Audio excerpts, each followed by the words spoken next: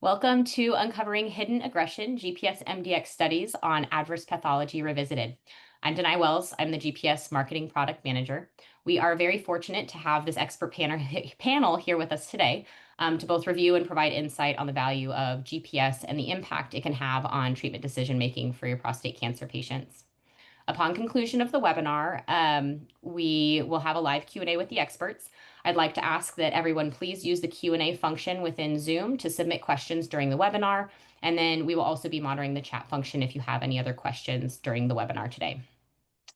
It is my pleasure to introduce our moderator today, Dr. Vip Patel. Dr. Patel has over 23 years of robotic experience, and he recently received recognition for performing over 20,000 robotic prostatectomies. So Dr. Patel, thank you for moderating today. And then I'd also like to take a moment to introduce Dr. Marcio Covas-Moschovas. He is a urologist, a robotic surgeon, and research coordinator at Advent Health Global Robotics Institute with Dr. Patel. He brings extensive expertise in telesurgery across multiple international platforms and is a fellow of the American College of Surgeons. He holds a PhD in robotic surgery and has authored over 150 scientific publications. And Dr. Brooks is a board-certified urologist with fellowship training in urologic oncology. He is dedicated to providing state-of-the-art care for a wide range of urologic conditions, utilizing minimally invasive robotic and endoscopic techniques. His clinical focus includes prostate cancer and other complex disorders. First, I would like to welcome Dr. Moschovas to provide an overview of GPS on his publication with Dr. Patel. The publication is titled The Association Between GPS and the Presence of Adverse Tumor Pathology After Radical Prostatectomy. Good morning, everybody. This is Dr. Marcio Covas-Moschovas from Celebration, Florida. I'm going to talk a little bit about the Genomic Prostate Score, precision medicine, and how we're using in prostate cancer. I'm going to present our paper talking about it. And I have no disclosures. All slides are my own material. And we know that the PSA is really good. We know that we've been using PSA since the 90s, improved a lot of different factors in the oncology. However, PSA is not the best tool we have. So the best setup that we have for now, it's the PSA plus the genomic test. That's the game changing. And this is what I will discuss a little bit, especially at the end on my clinical cases. You guys gonna understand a little bit better how we can use the GPS score. The GPS score is basically, it's a 17 gene genomic assay, and it provides a genomic prostate score, which is a range from 0 to 100. The test is performed on prostate tissue, so you do the biopsy, collect the tissue, do the test, and all the genomic evaluation. I'm going to show a little bit more details how we're doing this.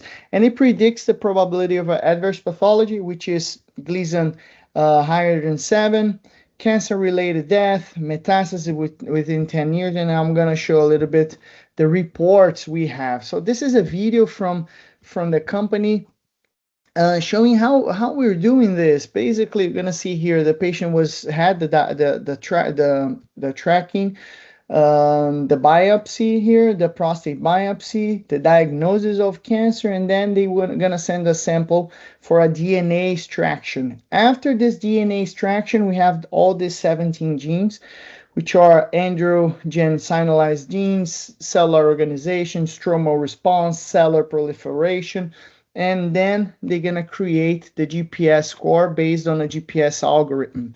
Over here, from 727 prostate-specific genes, they selected 17 to create the score. And this is the final report, and it's very interesting because it's a very complete. You see over there on the top part, it's showing the Gleason score, the PSA. So it's a mix of the genetics of the tumor plus the clinical characteristics of the patient. And then at the end, as I said, we'll provide you a GPS score that will range from 0 to 100. And then you're going to see over there, there's low likelihood of adverse pathology, moderate, and high likelihood. And then the percentages here of high grade disease, which is Gleason 4 plus 3 or higher, PT3, metastasis in 10 years, and cancer death in 10 years. going to show a little bit how we're using in the clinical scenarios. And these are only some examples that you guys can have on the website, but showing a high risk, the risk of a high grade PT3, as I said, metastases and cancer specific death according to these numbers there. Basically, these are the applications that we can use, right? The GPS can change the initial treatment plan in terms of active surveillance. So now we're gonna select better those patients for active surveillance, especially that range that we always have questions on, the 3+4, 4+3 with a small core. That's the best application that we're gonna have there. Also, definitive treatment. In the same group of patients, we're having an intermediary group risk over there with a high GPS score. Those patients are the ones with higher chances of having some issues in terms of oncology, and informing and following up these patients after the treatment, knowing that this tumor may have an aggressive behavior in the future. Showing the guidelines a little bit. That's the 17 gene score GPS. You have other brands in the market as well. It will show a prognosis, basically on terms of metastasis, as I described over there. And then that's our paper based on everything that we said. In this study, we did for the first time the correlation between the GPS score and the prostate pathology after a radical prostatectomy. That was the first time that it was done. We correlated everything that we had on the score and in the preoperative setting with the final pathology, especially extraprostatic extension, positive surgical margins, and seminal vesical invasion. So we wanted to see what kind of scores on the GPS were related with these parameters in the final pathology. And this is the demographics of our study. Median age of 63-year-old, and then we had a median PSA of 29. It was ranging between 21 and 39. And then we found that this is the distribution of the patients. We distributed in quartiles, GPS from 1 to 20, 21 to 28, 29 to 38, and then higher than 39. And those are the parameters that we evaluate. If you take a look at the graphs over here, in orange, you're going to see the seminal vesical invasion. So you see that the groups here, the higher the group, the higher the GPS, more correlation with seminal vesical invasions, positive surgical margins in green, and extra prostatic extension in blue. So you see that, especially in the group 4 over there, you see that 51.3% of the patients had extra prostatic extension, showing how aggressive were these tumors and the correlation with the GPS over there. These are two rock curves that we had. I just put the significant results there. We had several evaluations in this study, but these two graphs are mainly the ones that we're gonna apply. Those are the most significant ones, and it relates to extraprostatic extension and seminal vesical extension. If you take a look at the columns here, you see the quartile 3 and 4 are very well related to extraprostatic extension, and the quartile 4 is very well related to seminal vesical extension. We couldn't find anything in terms of positive surgical margins in this study, but in extraprostatic extension and seminal vesical invasions, we found. So which is very interesting, because we can use the GPS to kind of predict how bad could be this tumor, and also to talk to the patients and counsel them that most likely that tumor is more aggressive than it looks like in this image or in the pathology. And sometimes that can affect the nerve sparing. You need to go a little bit wider in the dissection. We'll kind of preserve less nerves and even the continence when you're talking about the apical tumor. So these are the most important graphs and the results of the studies that we had a relation with extraprostatic extension and seminal vesicle invasions as well. At the end, in the final conclusions, as the GPS increases, you saw at those color graphs over there showing in green, blue, and orange that the higher the GPS score, the more relation they had with this pathological features. But what we have here is an extraprostatic extension. It's very well related in patients with GPS higher than 29, and talking about seminal vesicle invasions in GPS higher than 39. This is very important for patient counsel. As I said, when you're talking about nerve sparing or even apical tumors, that you're going to have to go a little bit wider in that apical dissection, and also surgical planning when you're doing a nerve sparing and when you're in an intraoperative decision of going wider or closer to the prostate as well. And at the end, in conclusion, we can have a better selection of candidates for active surveillance, as we discussed, and we can decide between active surveillance or surgery among these patients with the GPS. I will show two clinical cases here very quick in patients that we did GPS and kind of changed our decision in our applications there. This is a 56-year-old patient, PSA of 5.3, a very healthy patient with 2 cores only.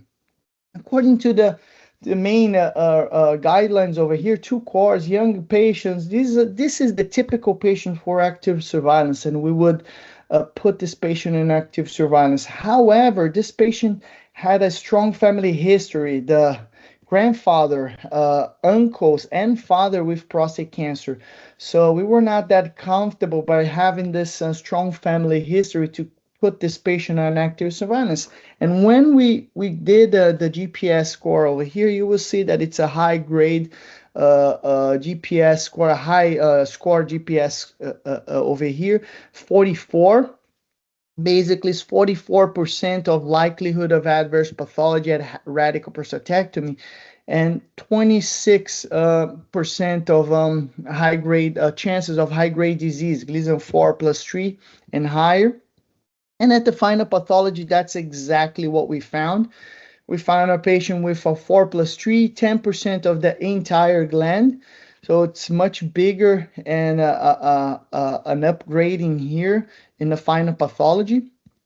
And this is was a very important case showing that how family history sometimes tells you to order something else and take these patients out of the guidelines and try to improve their management in the office. Over here, another patient, a very young patient, PSA of 5 plus, PSA of 507, and he came from the community with a GPS score done already, and he had a GPS of 44, pretty much similar from the other patient. 3+3, 4 cores in 12. This is a patient that in the community, most centers will go to active surveillance. However, he wanted to do the procedure after this GPS score, and when we saw the final pathology was a Gleason 4+3 and with 2 nodes negative for malignancy. This is something that I called attention here, because as soon as he had a higher PSA over there, PSA of 40, GPS score of 44, it can change also your intraoperative approach. He didn't have any indication of having nodes there. However, we did a local lymphadenectomy over there, and we found it was negative for malignancy, but it changed a little bit the way that we thought. By having the GPS score a little bit more aggressive, we thought about this patient perhaps It was not a typical Gleason 6 as we usually have over there. So at the end, the Gleason 4 plus 3, this patient benefit a lot from the GPS, both patients, young patients. And then those are the two cases that I want to show you guys, just to think about when you have a genetic test on your hand, some ways that you can improve the management of your patients. Some take-home messages here just to finalize. The GPS can improve outcomes of patients with prostate cancer. We can select patients better for active surveillance. As I said, especially those Gleason 7s that you have a small core and you're still questioning about doing the active surveillance. You can identify patients with questionable biopsies. Sometimes you have patients from the community that the biopsies are not the optimal one. So with a GPS, perhaps you can avoid further biopsies and identify the characteristics of the tumor by doing this test. You can select patients with higher risk of adverse pathology, as I described in our studies here. Patients with GPS of higher than 29, they had more chances of actual prostatic extension, and GPS higher than 39 had more seminal vesicle invasions. And in summary, as I said at the beginning of the lecture, the PSA is a great tool. We should continue tracking the patient with PSA. But if we have a condition in our office or patients with conditions, applying genetic tests like the GPS will optimize their management and their cancer and their cancer management at the end. Thank you. Obviously, a very interesting article over more than 700 patients. What was interesting is you started off with 3 parameters, one of which was the positive surgical margin, and that kind of got thrown out. Whereas the true histologic parameters were seminal vesicle invasion, extraprostatic extension, those stayed. The PSM is more potentially surgeon affected by technique and so forth. And so very good that the GPS really threw that out and said, that's not as predictive. The other two are. And then it stratified it. The seminal vesicle invasion is more aggressive than extraprostatic extension. So I think it really showed the value of GPS in this paper, throwing out the things that were not important and then stratifying the more aggressive characteristics. I guess the question to our two panelists is, how do you use this, for our audience, how do you use this in clinical practice? What is it telling you? Are you using it to change how you do the surgery, or are you just using it to change who you operate on and who you don't? Maybe we start with Dr. Brooks and then Dr. Moschovas. Yeah, so that was an excellent summary and a great study. I think that this just is one more piece of evidence that the GPS gives you additional insight into the biology of the prostate cancer, into the biology of the tumor, and it helps you select for more aggressive disease to treat up front. It's remarkable how consistent these studies have turned out, regardless that they're coming from different cohorts. The GPS continues to perform well across multiple different cohorts. Yeah, Michael, are you using it to, preoperatively to kind of how you operate? And not just to make the decision of who has surgery and who doesn't, but do you look at it when you're doing surgery? Does it affect what you do? Yeah, I think there's two sides of that coin. I agree with you that surgical margins are often part of the technique that is used, and for me personally, this is one more piece of evidence to use it in the decision to intervene or to delay intervention. But truly speaking, for me personally, the MRI is an essential tool. So yes, I would use this to help as a part of the bigger picture. But MRI, preoperative staging, all of those things, this is one part of that puzzle piece. Okay. Marcio, comments? Yeah, no, I totally agree. I totally agree. As Michael said, I think the best tool is to decide if we're going to treat these patients or not and the timing of the treatment, if we're going to keep them in active surveillance. But I think it tells us a lot when you have a high GPS, even the tumor boards. We're seeing a lot of patients now with genetic tests, and we discuss a lot of that. And these are predictors of doing the treatment faster than what we usually do if we have those tests that are very high. And in terms of intraoperative decision, I think it's interesting the case one of the cases that presented. The guy was a Gleason 6, and he doesn't have any indication of lymph nodes, but we went down and took some cores, some templates there because the guy had a high chance of being a Gleason 7 or even more aggressive. So it's a better tool also for preoperative staging, I think. Much better than changing the neurosparing and all this part. What do you think, Dr. Patel? Yeah, no, I think you're correct. I had a quick question for Dr. Brooks. Now, obviously these genomic tests, people get multiple biopsies. Do you think the genomic test is, the same always in someone's lifespan, or do you think it changes? How often do you need to repeat these tests? I mean, obviously you followed people and had multiple biopsies. What are you seeing? Yeah, so I think that, well, this has been looked at by Peter Carroll's group and others in active surveillance cohorts, how the GPS changes over time. And it truly does help you select for patients that could end up ultimately having more aggressive features on the permanent pathology after an intervention. So, for example, it's been correlated with, in addition to the Gleason score, cribriform pattern, stromogenic pattern, which have been shown to increase patients' risk for long-term risk for prostate cancer-specific mortality and metastasis. So yes, this helps you select patients that, potentially these genomic changes occur before the histologic pattern changes even as well. So it's giving you additional insight into the pathology that maybe histologically you're not even capturing with the Gleason score alone. Yeah, no, that makes sense for sure. I think it may even alter how often we biopsy somebody with a slightly higher genomic score. Maybe we biopsy them a little bit earlier than someone with a really low genomic score. I think that really hasn't been looked at, is maybe it will alter the frequency of biopsies, the frequency of MRI, how we do active surveillance.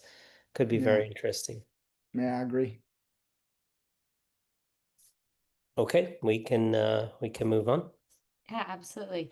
Dr. Brooks, are you ready to share your slides and go ahead and present? Dr. Brooks is going to speak about the 20-year data in association with adverse pathology with distant METs and prostate cancer death, and then also just looking at prostate cancer specific mortality and METs. Dr. Brooks, give you a second. I've got him if All you right, need. here we go. Correct. So, Yep. yeah, my name's Michael Brooks. I'm a SUO trained surgeon. I'm here at Houston Methodist West in Houston. All right. I don't have any relevant disclosures for this talk or any conflicts of interest with the material that I'm going to present. Oops. So I'm going to present two of our manuscripts that we published in 2021 with Dr. Klein. At the time, it was the Exact Sciences team as well. Both looking at long-term outcomes and the association of adverse pathology with distant metastasis, prostate cancer-specific mortality at 20 years after radical prostatectomy, as well as the GPS and its association with these 20-year outcomes. So just before we get into this, though, I want to do like a 20 or 30,000 foot view of why is it important for the long-term outcomes to be looked at in this setting. Well, we all know that prostate cancer, by its very nature, is a slowly progressing type of malignancy.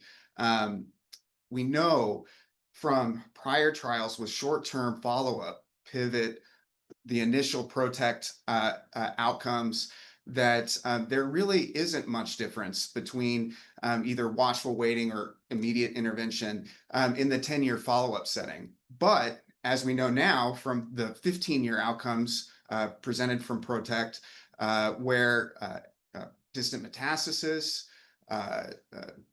use of ADT and clinical progression were reduced by half in the immediate intervention group.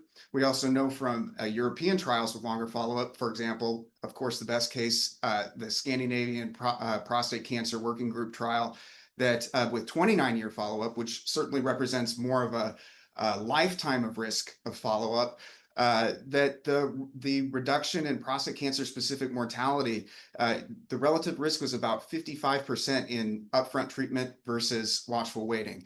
So these long-term outcomes and this long-term horizon are really important to understanding, you know, the predictive nature of the GPS test and adverse pathology. So looking here at the first manuscript that I discussed. So adverse pathology at radical prostatectomy, often used as a proxy for long-term outcomes. But the goals for us were to evaluate its association with the 20-year risk of distant metastasis and prostate cancer specific mortality. And again, in this setting, adverse pathology is either defined as high grade, Gleason grade group 3, or primary score 4 or higher, or any 5 in the specimen, and non-organ confined disease. So PT3, so seminal vesicle invasion, extraprostatic extension, or positive nodes. So we had a stratified cohort sample of 428 patients from a larger set of prospectively followed 2,600 patients at Cleveland Clinic who underwent radical prostatectomy between 1987 and 2004 with 20 plus years of follow-up. So the majority of these patients were later on in that time period and certainly represent a modern cohort of radical prostatectomy patients. So again, AP defined as PT3 or higher disease, primary Gleason pattern 4 or any pattern 5. The absolute risk of distant metastasis and prostate cancer specific mortality over 20 years after radical prostatectomy was estimated using the Cox regression of cause-specific hazards, treating death due to other causes as a competing risk. So we analyzed the whole cohort, but then we also did a subgroup of low and intermediate risk patients, and we analyzed those separately. These are the patients that you would potentially consider active surveillance for. So again, looking at our cohort, it's fairly representative of a modern prostate cancer cohort. So a majority of the patients were low or intermediate risk disease, a 10% high risk. The Gleason grade scores were similar to modern cohorts as well as this tumor staging. So in this set of patients, hold on one second.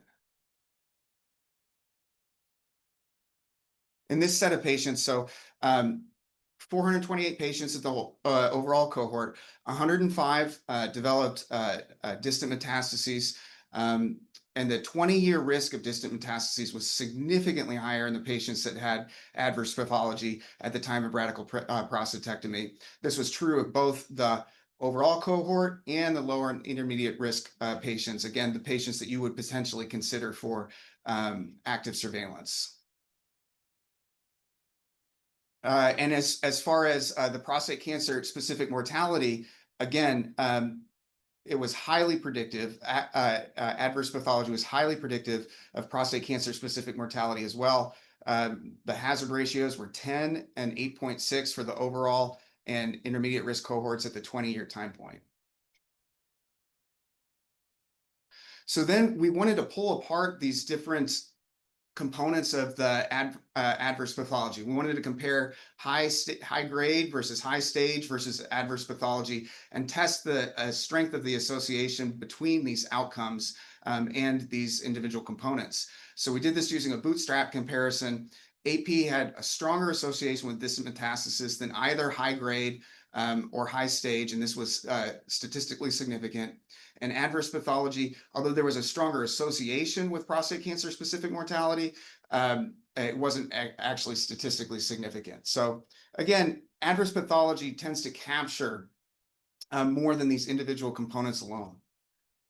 Okay. So again, in our conclusions, a finding of AP at the time of radical prostatectomy is strongly prognostic for future development of distant metastases and prostate cancer-specific mortality in all patients, as well as those with low and intermediate risk disease. Again, the patients that you would want to consider for active surveillance. After 20 years of follow-up, AP had a stronger association to either component alone, and this was statistically significant, high grade or high stage, in predicting distant metastasis.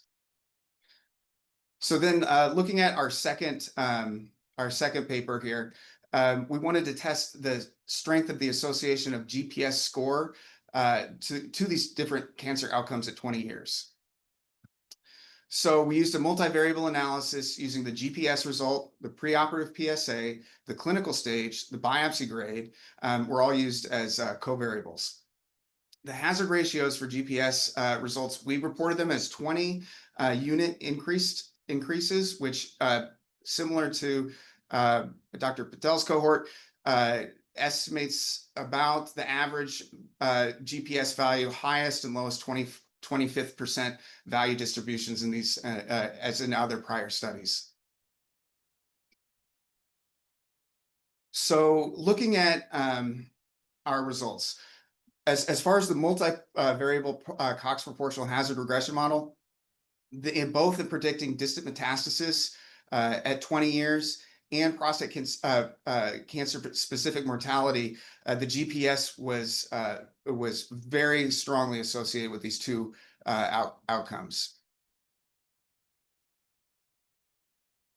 And this is probably the most important and interesting figure out of this whole manuscript. So these are the absolute risk estimates for both distant metastasis at 20 years and absolute risk estimate of mortality at 20 years, prostate cancer specific mortality.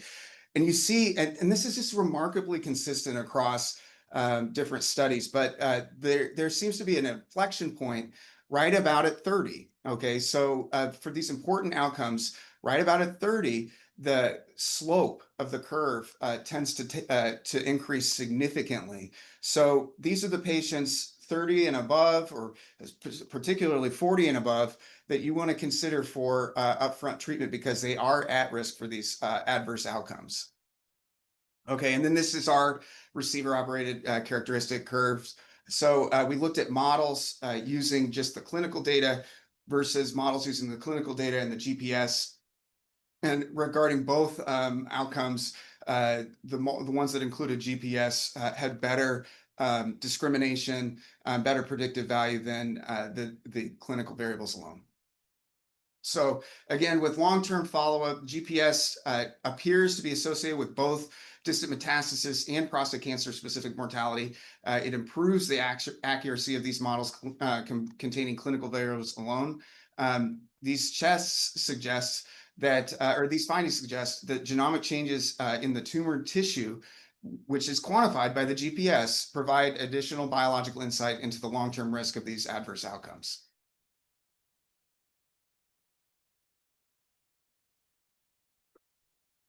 All right.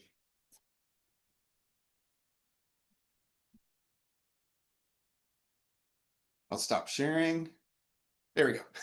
Figured it out. That's a great couple of presentations. I think super important. I think what was really interesting was that the adverse pathology was better than the parts. The sum was much better, and that tells you that you have to go beyond each individual parameter. If you take everything as a whole, that's obviously the most predictive.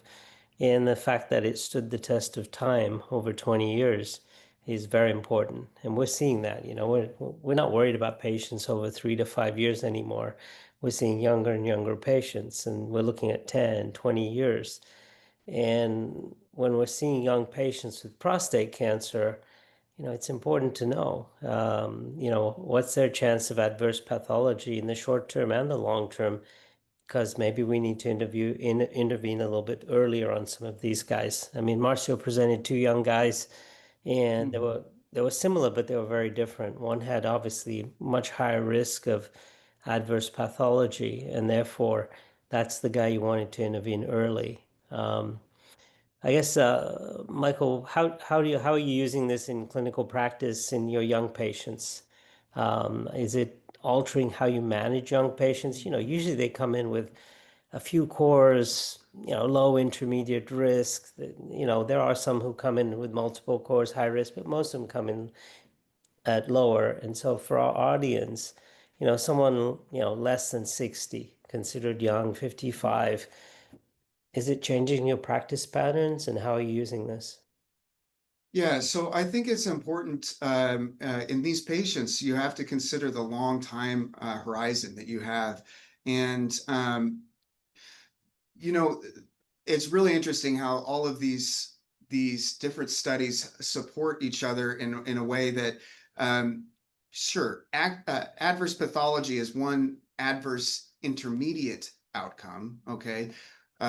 But we're really caring about the long-term outcomes, especially in these young patients. So if we know that adverse pathology is associated with prostate cancer death and distant metastasis, then yes, that's the patient that we need to intervene on. And predicting adverse pathology using the GPS is a very valuable tool.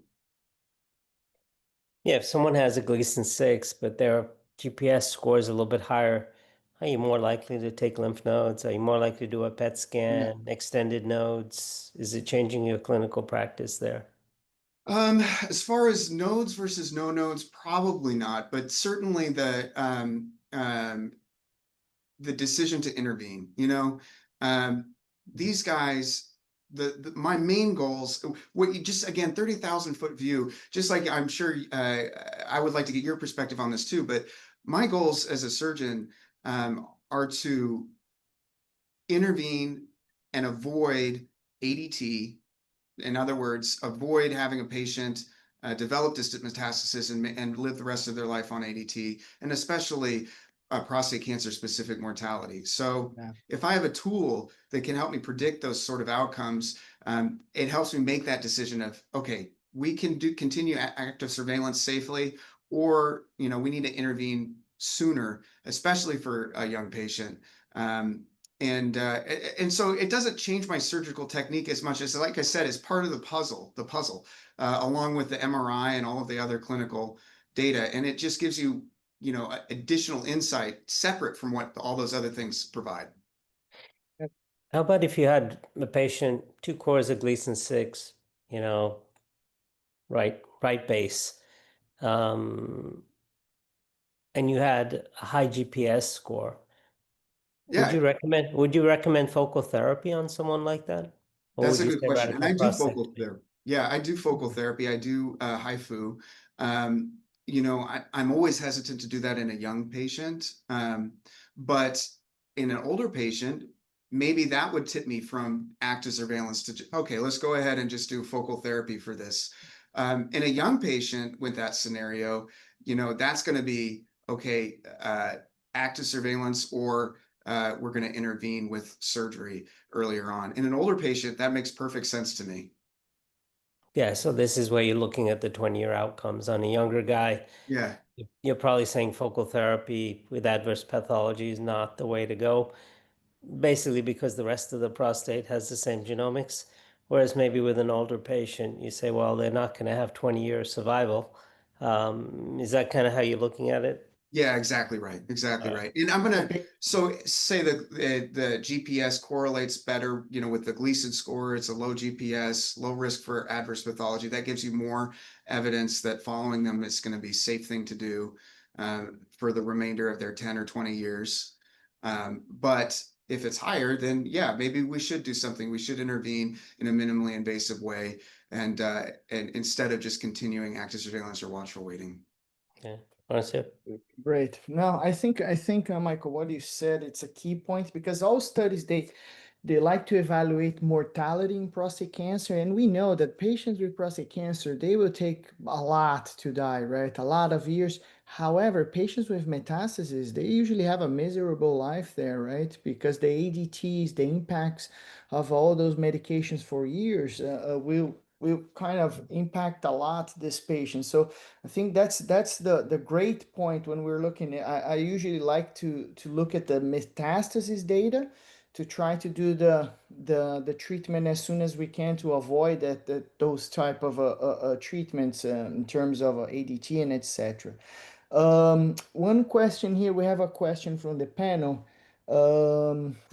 Given the presentation today, do you see value in getting both the biopsy result and the GPS together prior to consultation with a patient?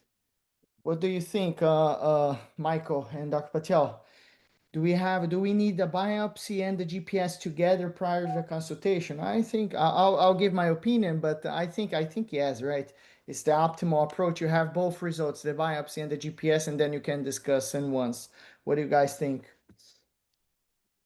I think you could do it in a number of different ways, and every doc can have their own variation on this. But you can set up, like with your pathologist, reflex to GPS when indicated. That can be helpful. Ultimately, any test that you use, you have to make sure that you're using it in a situation where it's going to change your clinical decision making. So for some patients, it's not, and so those are not the patients to get it for. But for a good amount of patients, especially the younger patients with low risk or intermediate risk disease, it really can change your decision making. So I do it on an individualized basis, but I think that it could be done a number of different ways. Yeah, I think the more data you have, the better. When I see patients back, I want to obviously have their PSA, their pathology, their GPS score, their MRI results, all of the above, and that's how you make the decision for sure. We talked earlier about how these GPS scores can kind of change over time. What do you think is making them change? Well, I think it's just an insight. So what is the GPS score? It's looking at mRNA expression. It's an insight into what the cancer cells are doing biologically that may not be visible to a pathologist just on an H&E stain. Okay, so these tumors can change over time. Or you can sample different parts of a tumor that have different mRNA expression. So that's where it's giving you additional insight that the H&E stain, the Gleason score, might be missing. Yeah, I Yeah, agree. I think you're right. Sometimes it's just the sampling that makes a difference. And I think this is where, AI may play a nice role, where you're able to predict that maybe this is the sample that you got is not optimal, or maybe it's able to look more areas of the prostate. So this is where I think more data and AI analysis may be very interesting in adding to the GPS score in the future. Yeah, I totally agree as well. I totally agree. Now we're seeing more and more AI integrated, and even in the detection rates, percentage of cores, they're improving a lot the way that we're doing the diagnosis, especially like in the biopsies and everything. Yeah. Any questions from the audience there, So, Marcio? nope, that was the only question. Let me see if I have I was going to say there's one more that just popped oh, in. one here. Yeah. How are you managing patients who discrepancies between their MRI and GPS score? So if we have an MRI and the GPS score that pretty much are not matching, such as MRI without extraprostatic extension or seminal vesicle involvement, but high GPS score. How we're doing that? We're going with the MRI or the GPS? That's a good question. I guess I'll take that one first. I think, honestly, those two tests are giving you two different pieces of information, right? So the GPS score, again, it's giving you insight into the biology of the Mm. cancer. Okay, how aggressive is this cancer? What mRNA is it expressing?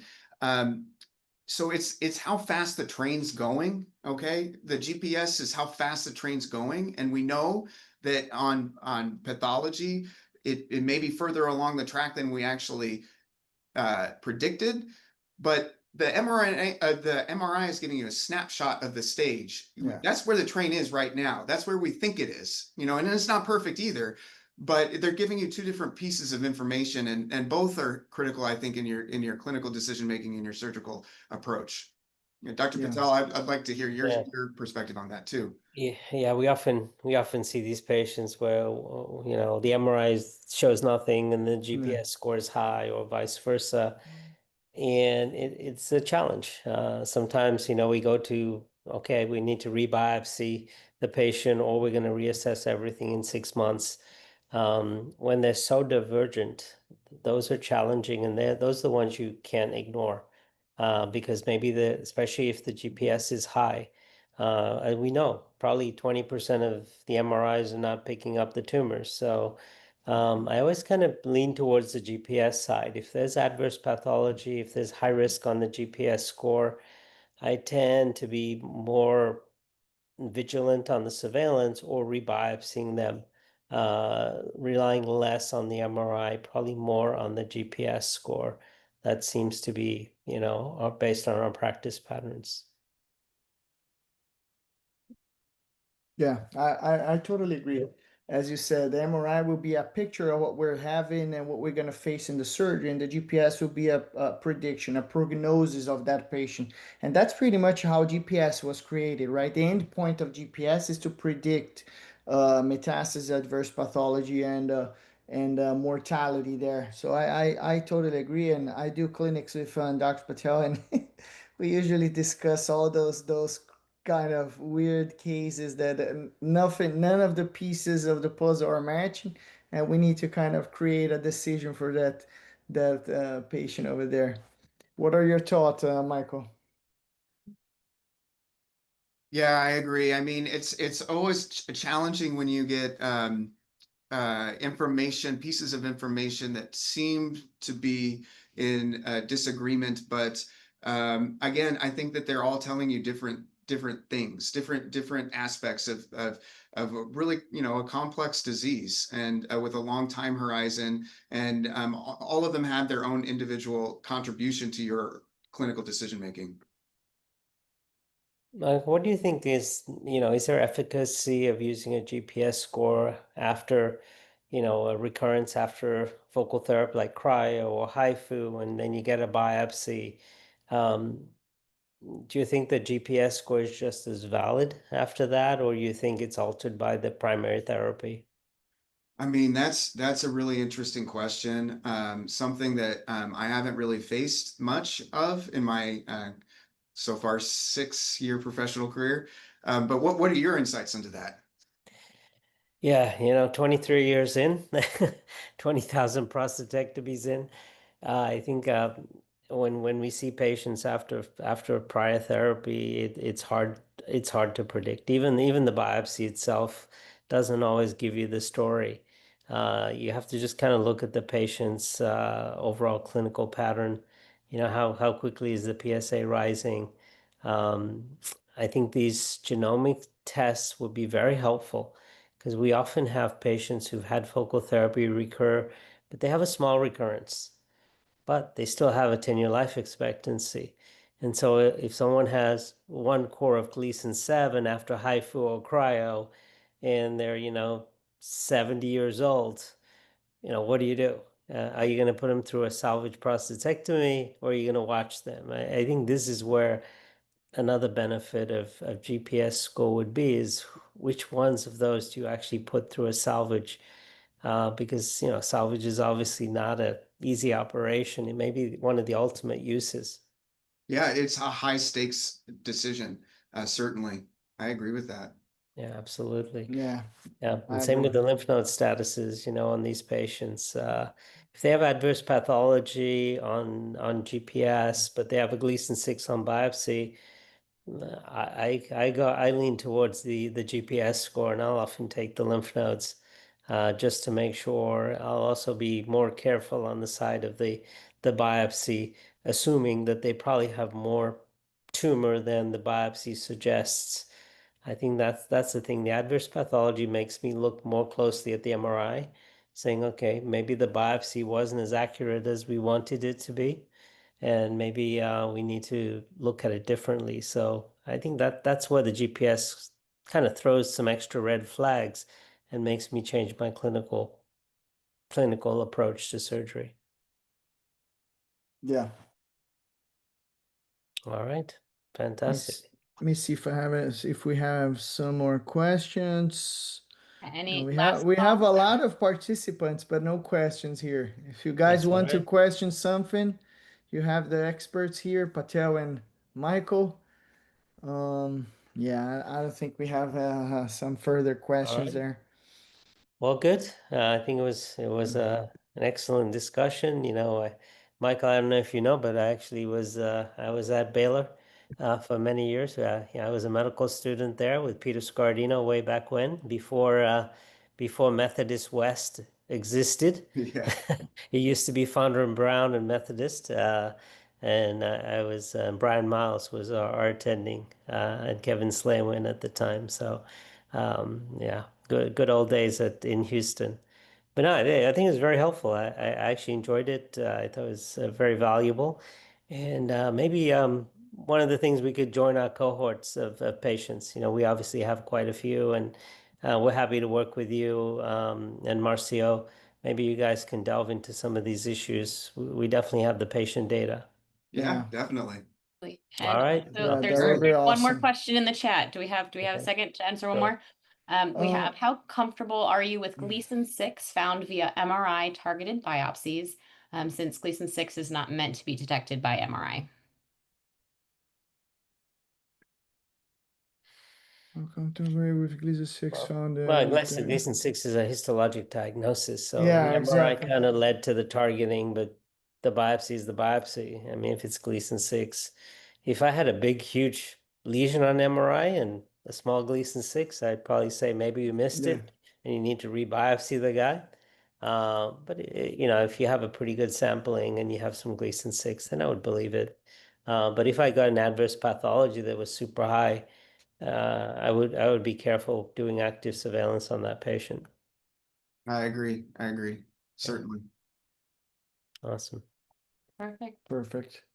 All right. Well, all things considered, I wanted to thank you, Dr. Brooks, Dr. Patel, Dr. Moschovas. Thank you so much for your time this evening. I know you all have extremely busy schedules, so we appreciate you taking a moment to not only share your publications, but also your insight into clinical practice. Absolutely phenomenal. So thank you all. And then I wanted to thank all of the attendees joining us here this evening. I hope you all have a wonderful evening. Thank you and good night. Thank you very Thank you. much. Thank you. All right. Thank Thank you, you. guys. Bye. Bye. Bye-bye.